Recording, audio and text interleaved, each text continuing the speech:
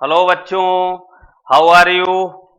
आज हम लोग जो पढ़ने वाले हैं बहुत ही बेहतरीन कंसेप्ट है, बड़ा ही खूबसूरत कंसेप्ट है, बहुत ही इंपॉर्टेंट कंसेप्ट है।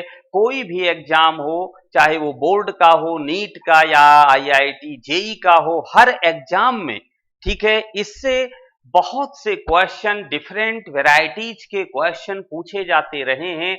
इसका नाम है वांट ऑफ फैक्टर।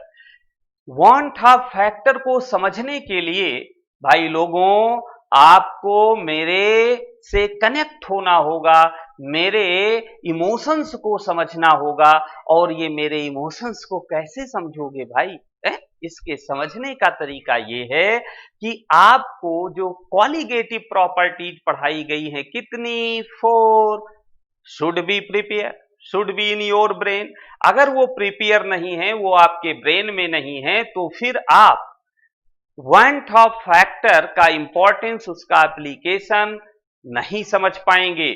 तो जिन लोगों ने अभी क्वालिटेटिव प्रॉपर्टीज का वीडियो नहीं देखा है, नहीं प्रिपेयर किया है, वो पहले क्वालिटेटिव प्रॉपर्टीज के वीडियो देख लें। 4 प्रॉपर्टीज पढ़ाई गई हैं और उसके बाद वांट ऑफ उनको समझ में आएगा, ठीक है, वरना दिक्कत हो जाएगी। तो आइए अब हम लोग शुरू करते हैं कि वांट ऑफ फैक्टर है क्या और इसको हम कैसे प्रिपेयर करेंगे, ठीक है। तो यहां पर देखिए भाई, हेडिंग लिया हमने want of factor. Want of factor को आई से डिनोट करते हैं, ठीक है। और यहां पर इसका इंपॉर्टेंस हम लोग समझते हैं। देखिए, हमने यहां पर एक कंटेनर ले लिया भाई, इस कंटेनर में 1 लीटर वाटर ले लिया और 1 मोल इसमें NaCl डाल दिया। NaCl जैसे इसमें डाला, कितना? 1 मोल। आप जानते हैं वाटर कैसा कंपाउंड है, ये पोलर सॉल्वेंट होता है। और NaCl कैसा है, ये भी आयोनिक है, पोलर है, आयोनिक कंपाउंड है। तो लाइक डिजॉल्व्स लाइक, ठीक है। यानी इन दोनों के स्वभाव, दोनों के दिल आपस में मिल रहे हैं। जैसे ही इन्हें हम एक दूसरे में ऐड करेंगे, NaCl डिजॉल्व हो जाएगा और डिजॉल्व होकर ये टूट जाता है किसमें? Na पॉजिटिव और Cl नेगेटिव में। अब आपको समझना क्या है, ये 1 मोल हमने ऐड किया, अब ये जब सेपरेशन होगा, इसका डिसोसिएट होगा, तो 1 मोल यहां पर Na पॉजिटिव बनेगा, 1 मोल यहां पर Cl नेगेटिव। तो ऐड कितने किए? 1 मोल हमने सोल्यूट ऐड किया, लेकिन आफ्टर डिसोल्यूशन सोल्यूट बन कितना गया? 2 मोल्स। देखिए, ये दोनों आयन सोल्यूशन में एक दूसरे से इंडिपेंडेंट होंगे और independently like a free molecule behaves करते हैं। तो यहां पर देखिए हमारा रिजल्ट कितना निकला कि number of moles of solute added, कितना हमने ऐड किया? 1 मोल। और number of moles of solute after dissolution मतलब डिसॉल्व होने के बाद कितने बनेंगे भाई? 2 मोल्स। तो अब जरा देखिए, ऐड किया 1 मोल, बन गए 2 मोल्स। अब इस सॉल्यूशन की जब हम किसी भी क्वालिटेटिव प्रॉपर्टी की वैल्यू डिटरमाइन करेंगे, ठीक है, वैल्यू यहां पर हम एक्सपेक्ट करेंगे, तो देखिए हम ये एक्सपेक्ट करेंगे कि 1 मोल हमने ऐड किया है तो वैल्यू इतनी होनी चाहिए, यानी एक्सपेक्टेड वैल्यू 1 मोल के अकॉर्डिंग मिलनी चाहिए। लेकिन जब हम एक्सपेरिमेंटली यहां पर वैल्यू निकालते हैं, तो जो वैल्यू आती है वो 1 मोल के अकॉर्डिंग नहीं आती, वो 2 मोल्स के अकॉर्डिंग आएगी। क्यों भाई? क्योंकि अब तो भले हमने 1 मोल ही ऐड किया है, लेकिन ऐड करने के बाद पार्टिकल्स हो कितने मोल गए? 2 मोल्स हो गए, ठीक है। तो यहां पर बेटा देखो, जो ऑब्जर्व्ड सीपी है, ऑब्जर्व्ड सीपी कह दें या फिर हम एक्सपेरिमेंटल सीपी कह दें, कि इनकी जो वैल्यूज हैं, ठीक है, ये ग्रेटर होंगी then expected value, expected CP, या फिर हम कह दें कैलकुलेटेड सीपी, एक ही बात होती है। ठीक है, ये 1 मोल के अकॉर्डिंग हम एक्सपेक्ट करेंगे, लेकिन मिलेगा हमें किसके, 2 मोल के अकॉर्डिंग। क्लियर हो गई हमारी बात, यानी हमारे एक्सपेक्टेड और एक्सपेरिमेंटल वैल्यू में डिफरेंस आ गया। ये डिफरेंस किस रीजन से आया भाई, ये आया सॉल्यूट की बदमाशी के कारण, उसके एबनॉर्मल बिहेवियर के कारण, क्योंकि ये इलेक्ट्रोलाइटिक सॉल्यूट है और वाटर में डिसोसिएट हो गया और number of particles of solute increase कर गए। ठीक है, अब यहां पर हमें ये इस प्रोसेस से हम ये कहते हैं ये डिसोसिएशन हो गया। क्या हुआ यहां पर भाई, डिसोसिएशन किसका, NaCl का डिसोसिएशन, यानी ये पार्टिकल्स में टूट गया। कंफर्म हुई बात। ठीक, अब जरा देखिए, अगर हम इसी तरीके से एक और कंटेनर लेते हैं और इस कंटेनर में हमने 1 लीटर बेंजीन ले लिया, C6H6 एज सॉल्वेंट, और इसमें हमने 1 मोल एसिटिक एसिड CH3COOH ऐड कर दिया। अब ये नॉन पोलर है, बेंजीन कैसा सॉल्वेंट है भाई, नॉन पोलर, और एसिटिक एसिड कैसा है, पोलर। तो देखिए यहां पर दोनों के स्वभाव में, दोनों के नेचर में डिफरेंस है, यानी ये एक दूसरे से इंटरैक्ट नहीं होंगे। Acetic acid does not take interest in benzene because benzene is non polar and acetic acid is polar solute. तो रिजल्ट क्या होता है, ध्यान से इस बात को समझो यहां पर कि CH3 C double bond O single bond OH ये है।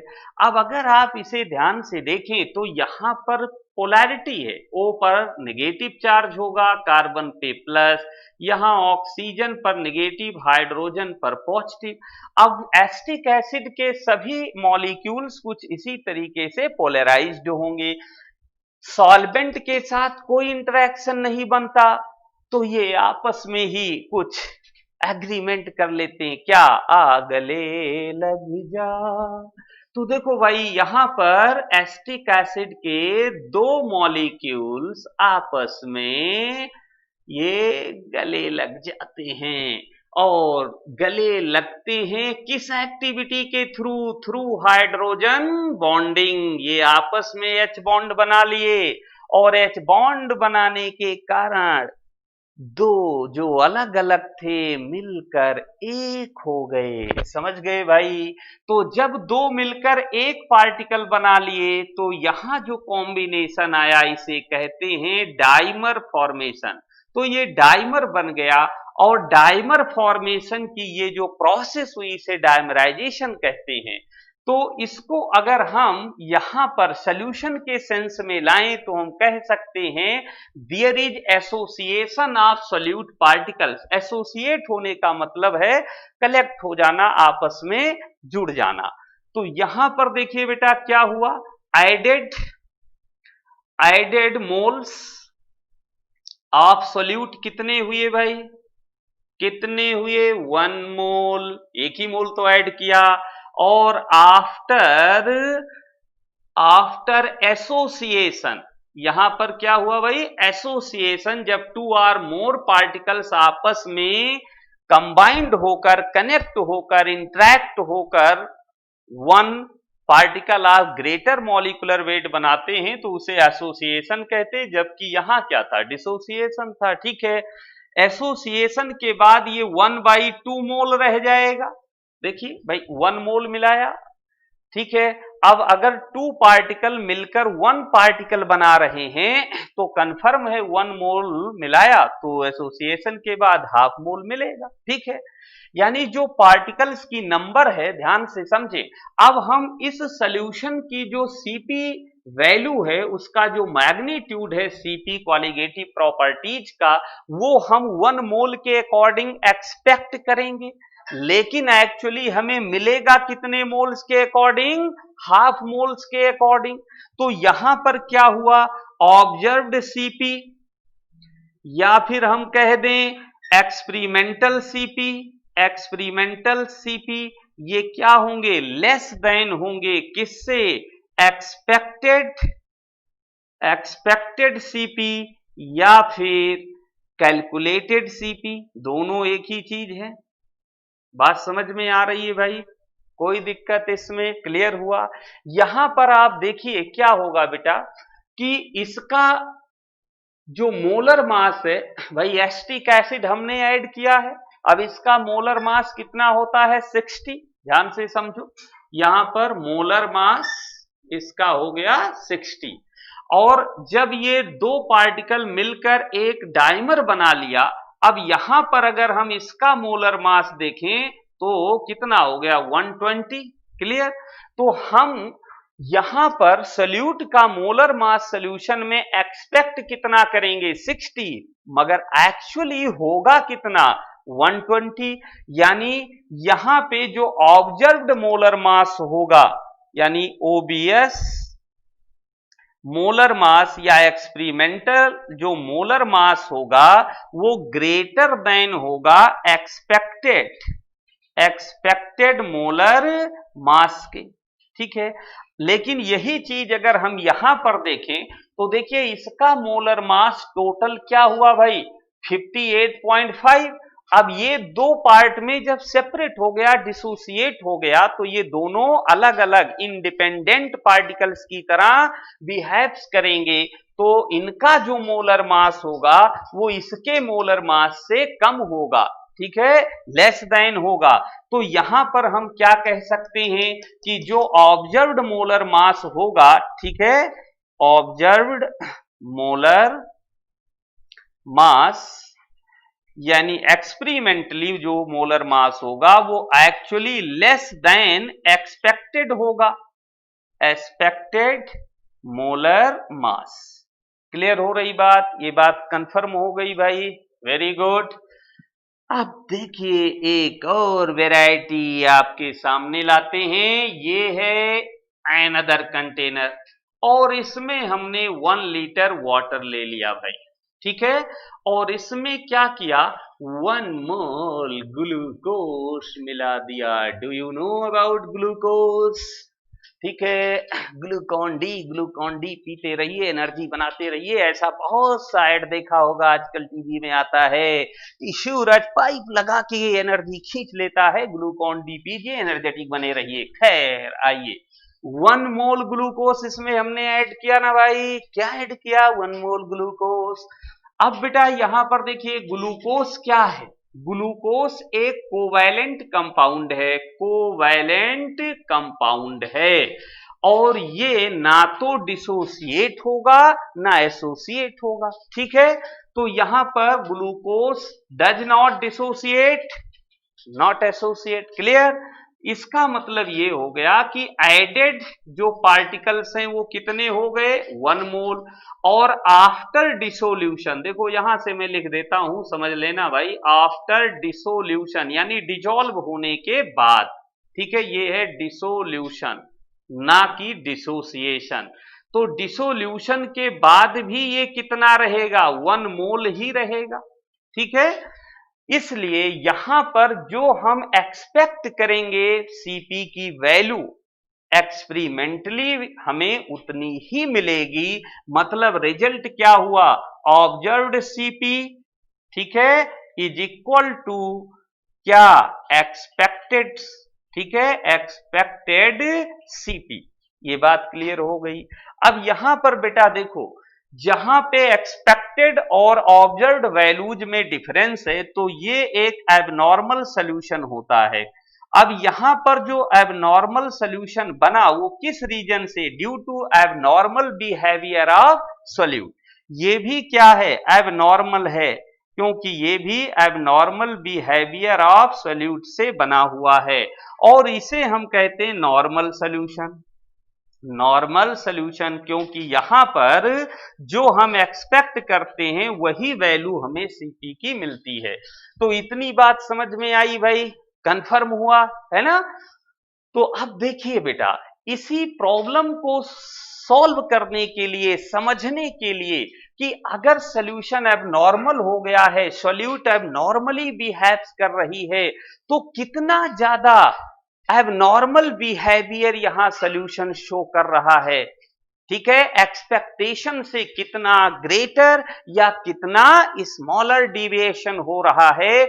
इसी चीज को जब हम समझने की कोशिश करते हैं तो एक फैक्टर यहां पर, ठीक है, एंटर करता है जोरदार धमाके के साथ, बिल्कुल वैसे जैसे देखो किसी मूवी में हीरो की एंट्री होती धड़ाक, ठीक ऐसे ही यहां पर एंट्री करता है कौन, वैन टॉप फैक्टर। तो अब आइए बेटा हम आप देखते हैं कि वैन टॉप फैक्टर क्या है, तो जल्दी से इसे नोट कर लें, नोट करें, हाँ मिटा दिया जाए भाई, नोट कर लिया, वेरी गुड। तो देखिए हमें वांट ऑफ फैक्टर को लेकर समझना है, बहुत ही खूबसूरत सा कंसेप्ट है, और वांट ऑफ फैक्टर के बिना बेटा क्वालिटेटिव प्रॉपर्टीज में कोई खूबसूरती नहीं होती। उन क्वालिटेटिव प्रॉपर्टीज की जो भी खूबसूरती है ना, वो वांट ऑफ फैक्टर के कारण ही है। तो आइए देखते हैं कि वांट ऑफ फैक्टर आई क्या इंफॉर्मेशन देता है, ठीक है। तो बेटा जी देखो, आई की बात अगर हम करें तो यहां पर हम कह सकते हैं want of factor I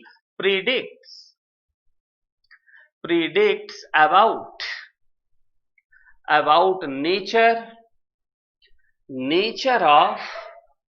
nature of solute in solution, यानी ये बताता है कि एक सॉल्यूट जो सॉल्यूशन में प्रेजेंट है, ठीक है, तो वो कौन सा नेचर, किस तरीके का नेचर एक्सप्रेस कर रहा है, नॉर्मल या एबनॉर्मल। इसी बात को हम ऐसे भी कह सकते हैं ना भाई, देखिए कि जो आई है, ठीक है, I measures the extent of abnormality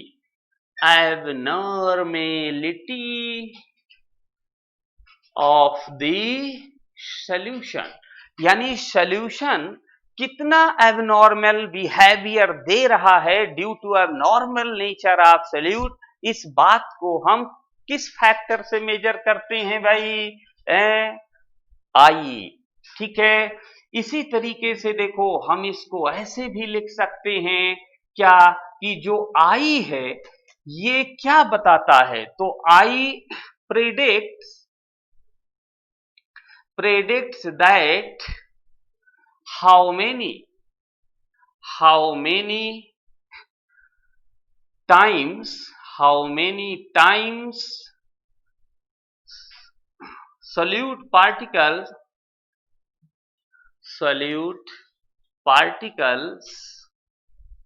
are increased or decreased,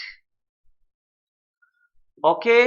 यानी ये से हमें ये पता चलता है कि जब हमने सॉल्यूट को सॉल्यूशन में ऐड किया, तो जितना हमने ऐड किया है सॉल्यूट पार्टिकल्स, उस वैल्यू से कितने टाइम्स सॉल्यूट पार्टिकल डिजॉल्व होने के बाद इंक्रीज कर गया या डिक्रीज कर गया। इंक्रीज करेगा तो डिसोसिएशन, डिक्रीज करेगा तो एसोसिएशन। क्लियर हुआ।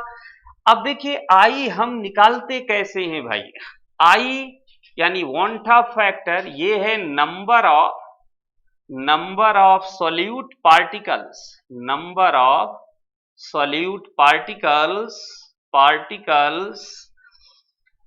आफ्टर डिसोसिएशन या फिर एसोसिएशन, जो भी प्रोसेस हो रही हो। क्लियर हुआ।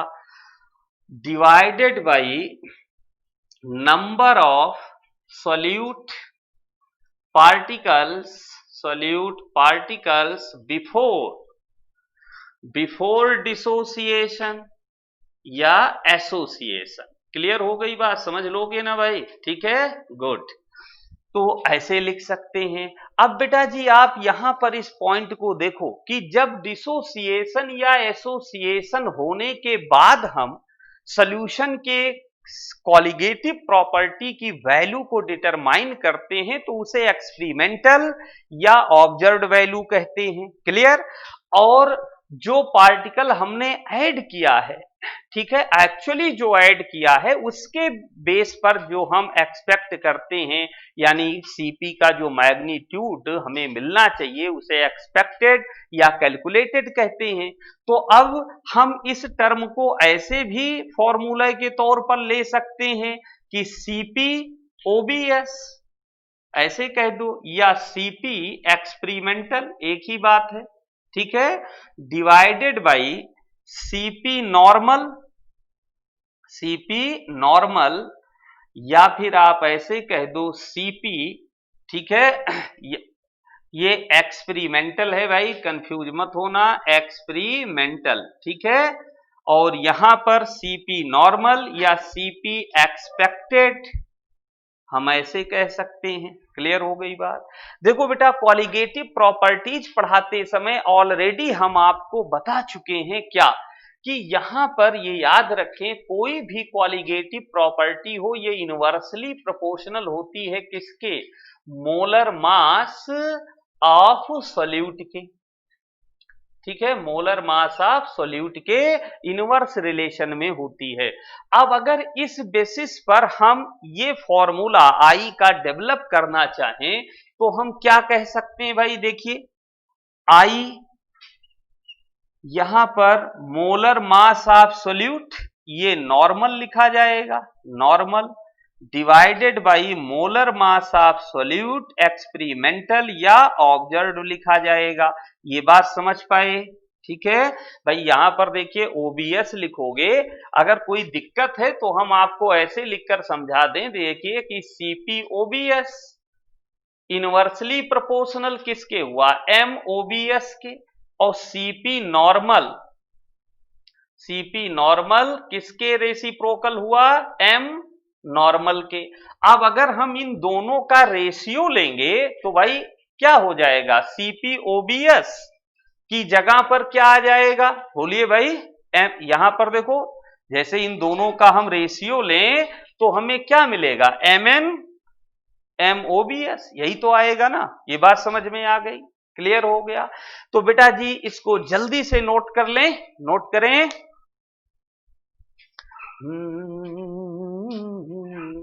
हो गया भाई, मिटा दिया जाए, हैं? ओके, ठीक है भाई, ये लो इसको मिटा देते हैं।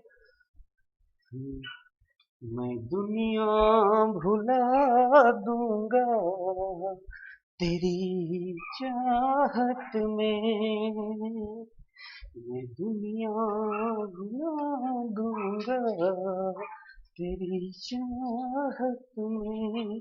ये देखो भाई, ये मैं नहीं कह रहा, ये कौन कह रहा है? वांट ऑफ फैक्टर आई, किससे? क्वालिटेटिव प्रॉपर्टीज से।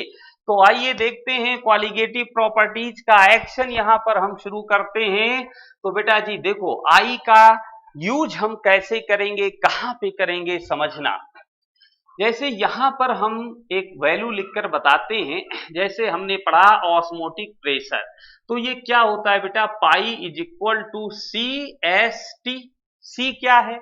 कंसंट्रेशन ऑफ सॉल्यूशन, मोलैरिटी के टर्म में molarity, S solution constant, T temperature in kelvin. अब अगर हम इसे यहां पर ओबीएस मान ले, अभी फॉर्मूला आपने पढ़ा था, आपको याद होना चाहिए, I is equal to CP OBS upon CP normal.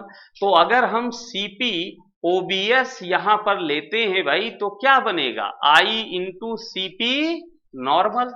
ठीक है, तो देखो बेटा अगर हम इसे ओबीएस ऑस्मोटिक प्रेशर कंसीडर करते हैं तो ये नॉर्मल हो गया।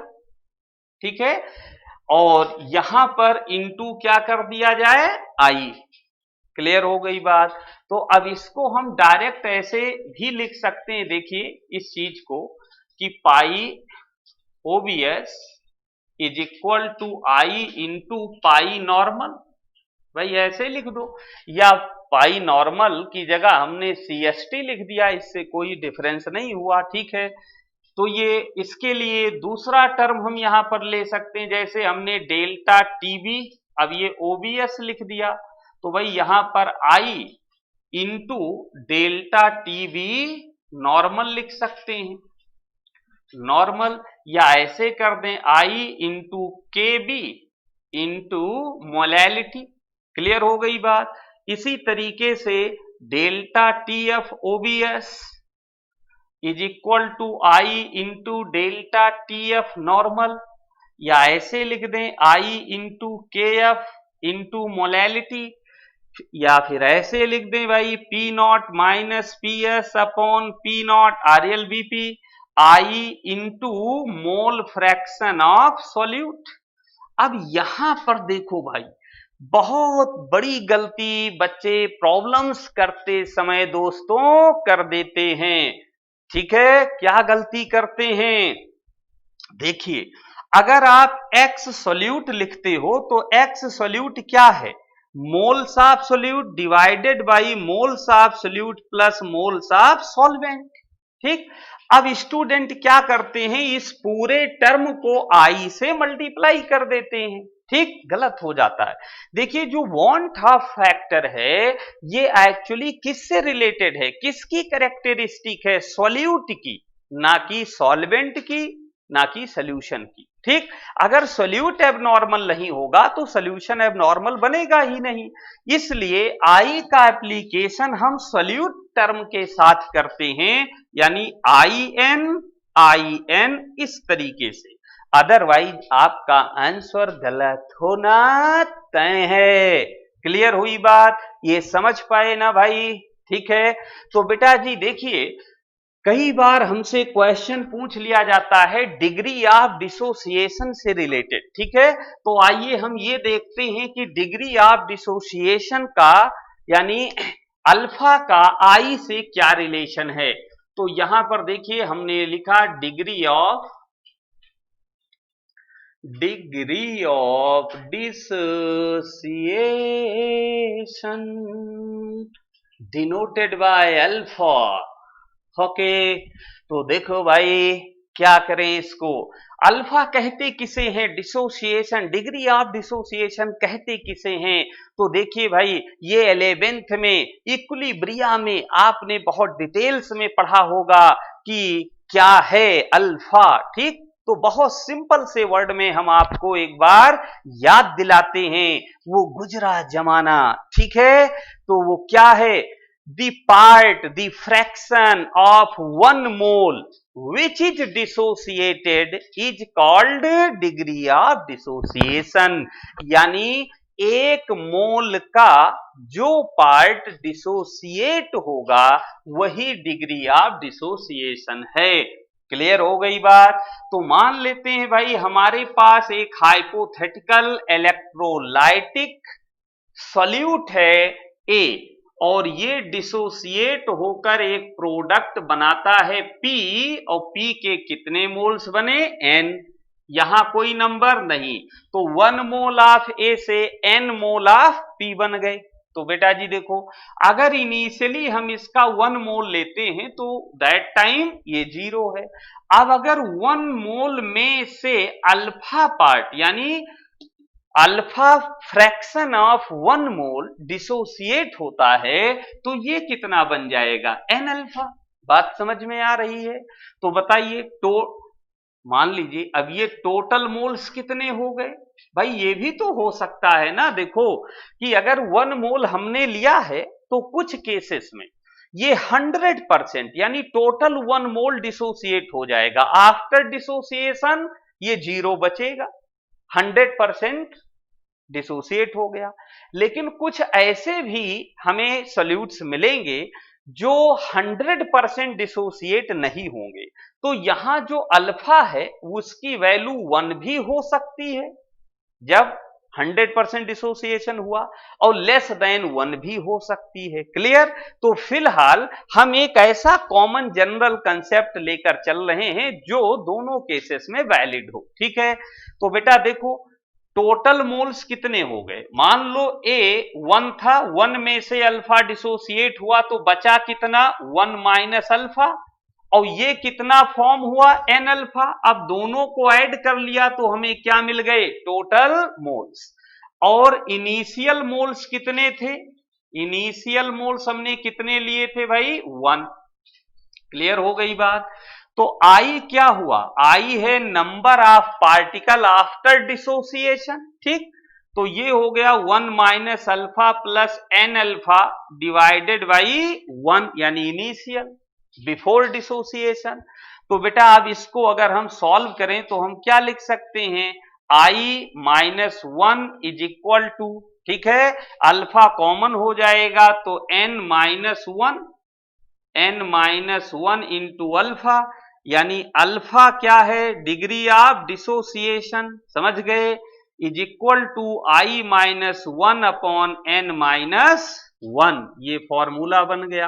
अब ये आप हमेशा ध्यान रखेंगे भाई, क्या ध्यान रखा जाए, अगर अल्फा 1 है, ठीक है, if alpha is equal to 1 then i is equal to n. Clear हुआ? एन यहां पर क्या है, एन है कि एक मॉलिक्यूल इलेक्ट्रोलाइट का जब डिसोसिएट होगा तो कितने पार्ट्स, कितने फ्रैक्शन, कितने पार्टिकल्स बनेंगे। जैसे एग्जाम्पल के तौर पर देख लो, मान लो NaCl हमने लिया भाई, तो अब इसका एक मॉलिक्यूल अगर यानी हम एक मोल ले लें तो 1 मोल क्या बनता है Na पॉजिटिव, और 1 मोल क्या बनता है भाई Cl नेगेटिव, तो टोटल 2 मोल्स बनाना। तो n की वैल्यू NaCl के लिए कितनी हो गई 2। तो एक मोल से जितने मोल बने या एक मॉलिक्यूल से जितने पार्टिकल्स बने, ठीक है, तो यहां पर NaCl के लिए n की वैल्यू 2 हो गई। अब अगर यहीं पर हम CaCl2 ले लें तो एक मोल से 3 मोल आयंस बनेंगे, यानी n की वैल्यू 3 हो गई। कंफर्म हो गए? ओके, तो ये थी डिग्री ऑफ डिसोसिएशन। तो आइए अब हम सीखते हैं डिग्री ऑफ एसोसिएशन के बारे में। भाई इसी का जस्ट रिवर्स कंसेप्ट हो गया, ये तो समझ गए होंगे, चलती का नाम गाड़ी है, रुकना नहीं चाहिए। तो आइए भाई देखिए डिग्री ऑफ एसोसिएशन, इसे भी अल्फा से लिख देते हैं ऐसे, अल्फा एसो, ठीक है, बात वही है। अब देखो बेटा, मान लो हमने एक इलेक्ट्रोलाइट लिया ए, जैसे आपको एसिटिक एसिड वाला केस स्टार्टिंग में बताया है वही चीज है, समझे। अब यहां पर इसके n मोल्स ले लिए और ये आपस में मिलकर An हो गया, समझ गए। अब n की वैल्यू मान लो 2 है भाई, है, समझाने के लिए मैं ऐसे लिख दूं कि ये 2A था और ये A2 बन गया। तो 2 मोल, 2 मोल A से यहां कोई नंबर है नहीं तो कितना माना जाएगा 1। तो 2 मोल A से 1 मोल A2 बना। A2 क्या है, डाई एटॉमिक मॉलिक्यूल हो गया। अब n की वैल्यू यहां 1 से ग्रेटर कोई भी वैल्यू हो सकती है, समझ गए ना। तो अब जरा देखिए, अगर स्टार्टिंग में हम इसका 1 मोल लेंगे तो ये 0 होगा। मान लो 1 मोल का अल्फा फ्रैक्शन एसोसिएट हो गया, क्या हो गया, एसोसिएट, डिसोसिएट की बात नहीं, एसोसिएट हो गया, तो ये कितना बनेगा अल्फा बाई एन। कंफर्म हो गए ना, ठीक है, अल्फा बाई एन। अब टोटल मोल्स कितने हो गए भाई, टोटल पार्टिकल्स या टोटल मोल्स ऑफ पार्टिकल्स आप लिख सकते हो, टोटल मोल्स या टोटल सॉल्यूट पार्टिकल्स की बात कर सकते हो, ठीक है, वो क्वेश्चन पर डिपेंड है कैसे लेंगे, ये एक कॉमन अंडरस्टैंडिंग है। तो 1 minus alpha plus alpha by n हो गया, समझ गए ना भाई। इतना एसोसिएट होने से जो बचा वो क्या है 1 माइनस अल्फा, भाई 1 था उसमें से अल्फा एसोसिएट हो गया, तो अभी एसोसिएट हुआ कितना नहीं, रिमेन कितना रह गया एसोसिएट होने से, बच कितना गया 1 माइनस अल्फा, और ये आ गया प्रोडक्ट अल्फा बाई एन। अब इनिशियल कितने हैं, ये तो क्लियर ही है, इनिशियल नंबर ऑफ पार्टिकल्स, ठीक है, ये हो गया 1। तो आई की वैल्यू कितनी हो गई भाई, दिस वैल्यू डिवाइडेड बाई 1, तो 1 minus alpha plus alpha by n divided by 1। अब इसको हम सिंप्लीफाई कर लें तो आई -1, क्लियर हो गई बात, इज इक्वल टू क्या हो गया भाई, alpha by n plus alpha. बोलो कोई टेंशन, ये माइनस अल्फा, बात समझ गए, आई इधर आ गया माइनस, ये माइनस है ये, अब अल्फा यहां से कॉमन ले लें, i -1 is equal to 1 by n -1 into alpha. तो अल्फा इज इक्वल टू क्या आ गया, आई -1 अपॉन एन -1। तो ये डिग्री ऑफ एसोसिएशन का फॉर्मूला हो गया भाई। यहां पर एन क्या है, एन है number of particles of solute get associate, clear, यानी सोल्यूट के कितने पार्टिकल्स आपस में मिलकर एक पार्टिकल को फॉर्म करते हैं। जैसे एसिटिक एसिड में हमने देखा था कि 2 मॉलिक्यूल्स एसिटिक एसिड के आपस में मिल करके क्या बनाए थे, एक डाइमर उन्होंने बनाया था इस टाइप से, क्लियर। तो 2 मॉलिक्यूल्स मिलकर एक बना रहे हैं, ये पूरा एक ही काउंट होगा, तो n की वैल्यू 2 हो गई, ठीक। तो number of solute particles get associate, clear, is taken as value of n in this case. ये बात समझ में आ गई भाई, कंफर्म हो गए। तो बेटा जी यहां पर रिजल्ट क्या निकला, रिजल्ट हमें ये मिला, देखिए कि अगर हम डिसोसिएशन का केस लेते हैं तो हमेशा जितना पार्टिकल हम ऐड करेंगे सॉल्यूशन में सोल्यूट के, उससे ज्यादा पार्टिकल्स फॉर्म होंगे, उससे ज्यादा पार्टिकल्स फॉर्म होंगे। इसका मतलब ये हुआ कि आई की जो वैल्यू है, हम जानते हैं आई के लिए फॉर्मूला अभी बताया था, क्या है, number of particles, number of particles after dissociation या एसोसिएशन की बात की थी भाई, और divided by number of particles before dissociation या एसोसिएशन। तो कंफर्म है कि डिसोसिएशन के केस में न्यूमरेटर की वैल्यू ग्रेटर होगी, डिनोमिनेटर की कम होगी, यानी डिसोसिएशन अगर कहीं पर हो रहा है तो हमेशा आई की वैल्यू जो होगी वांट ऑफ फैक्टर की वैल्यू ग्रेटर देन 1 होगी, क्लियर।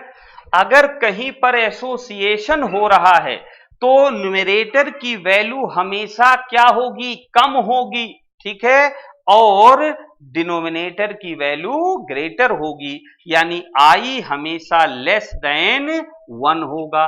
लेकिन आप याद करें जो थर्ड केस स्टार्टिंग में हमने ग्लूकोज का बताया था, जहां ना डिसोसिएशन हो ना एसोसिएशन हो, ठीक है, if there is no dissociation no association of solute in solution then i is equal to always 1, clear हो गई बात, समझ गए। तो अगर आई की वैल्यू 1 आए तो नॉर्मल बिहेवियर है सोल्यूट का, अगर आई की वैल्यू लेस देन 1 आए तो एबनॉर्मल बिहेवियर हुआ सोल्यूट का, और कौन सी प्रोसेस यहां होगी, एसोसिएशन की, ठीक।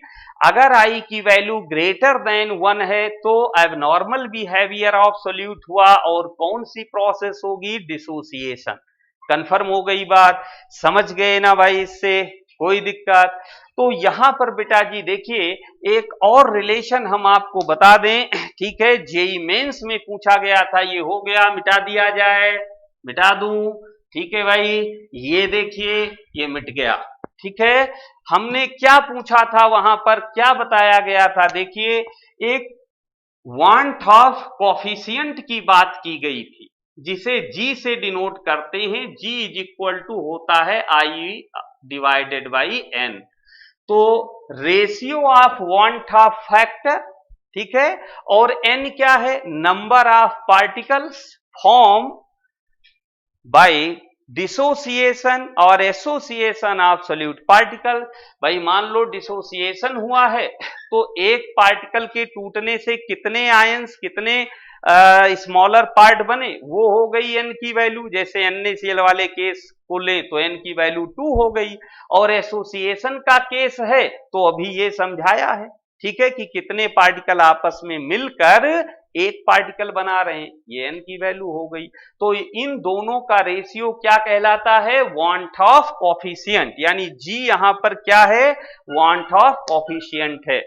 समझ में आ गई ये बात। तो बहुत ही ये खूबसूरत सा कंसेप्ट है बेटा।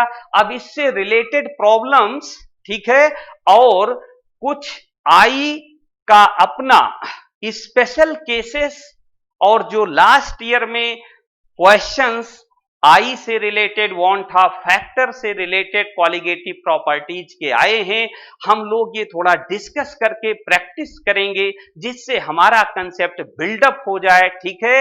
ये लास्ट कंसेप्ट था सॉल्यूशन का, और इसी के साथ सॉल्यूशन का टॉपिक कंसेप्चुअली खत्म होता है। और हम आप अब इससे रिलेटेड कुछ प्रॉब्लम्स, स्पेशल प्रॉब्लम्स और कुछ प्रॉब्लम्स जो ऑलरेडी नीट और जेईई मेंस में बोर्ड में लास्ट ईयर आ चुकी हैं उनको डिस्कस करेंगे, मगर अभी नहीं, नेक्स्ट वीडियो में। तब तक के लिए नमस्कार, जय हिंद, बाय बाय।